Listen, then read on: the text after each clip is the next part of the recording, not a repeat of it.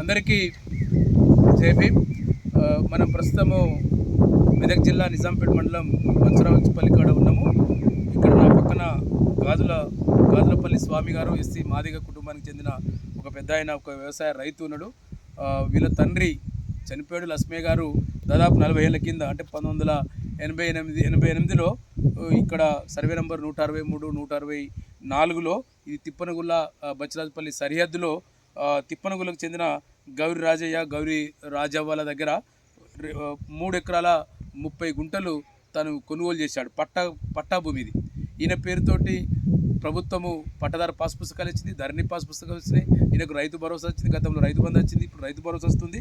అయితే ఎవరైతే అమ్మినరో ఆ గౌరి రాజయ్య రాజవ్వలకు సంబంధించిన ఆ కుటుంబానికి సంబంధించిన కాకుండా వాళ్ళ పాలోడట ఎవడో పేరు సహదేవ్ అనేవాడు మన 11వ తేదీ నాడు ఈయన పొద్దున్నే ఉదయం ఈ టైంనే ఇక్కడ తన ట్రాక్టర్ కిరాయి పెట్టుకొని దున్నుకున్న సందర్భంలో వాడు వచ్చి ఆ దున్నకాన్ని ఆపి విపరీతంగా కొట్టాడు. ఇక్కడ దెబ్బలు ఈ ముఖానికి, ముక్కుకు, ఈ దెబ్బ మీద కూడా తీవ్ర గాయాలు కూడా జరిగినాయి. ఈ ఘటన పైన నిజాంపేట్ పోలీసుల్ని ఆశ్రయిస్తే ఒకరోజు ఆలస్యంగా చేసి రెండవ రోజు తప్పని పరిస్థితులు ఇక్కడ దళిత సంఘాల ఒత్తిడి మేరకు, జర్నలిస్టుల ఒత్తిడి మేరకు కేసు నమోదు చేశారు పోలీసులు. నిన్న ఇక్కడ ఈ సంఘటన స్థలానికి డిఎస్పీ గారు కూడా విచారణకు వచ్చారు.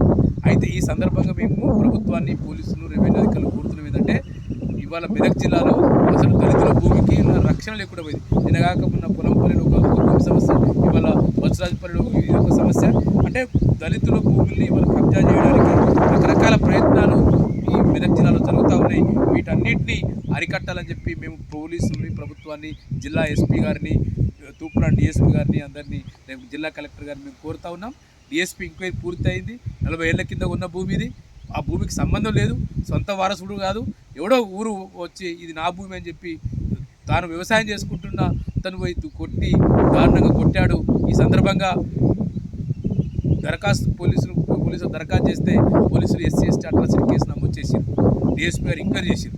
కాబట్టి చేయాల్సింది ఏంది, డిఎస్పీ ఎంక్వైరీ వెంటనే నిందితుడిని అరెస్ట్ చేయాలి.